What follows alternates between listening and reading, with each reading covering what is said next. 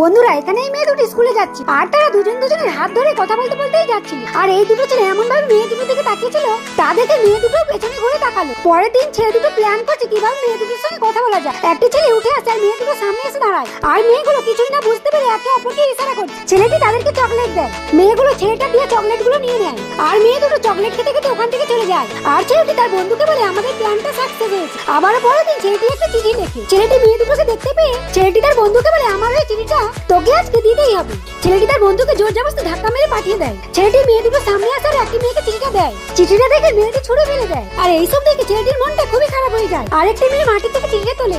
পরের দিন ছেলেটির বন্ধু ছেলেটিকে বলে ওই দুটো মেয়ে কিন্তু আমাদের দিকেই আসছে। মেয়ে দুটো কি বলবে ভেবে ছেলেটি খুবই ভয় পেয়ে যায়। আর এই মেয়েটি বলে কালকে ব্যবহার জন্য তুমি আমাদের সরি বলবে। আর এই মেয়েটি এসে ছেলেটির গালে হাত দিয়ে বলে চিঠিটা তুমি নিজেই দিতে পারতে আমাকে। তারপরেই শুরু হয় তাদের লাভ স্টোরি। তো বন্ধুরা আজকের স্কুল লাভ স্টোরি তোমাদের কেমন লাগলো তা অবশ্যই কিন্তু কমেন্টে জানিও।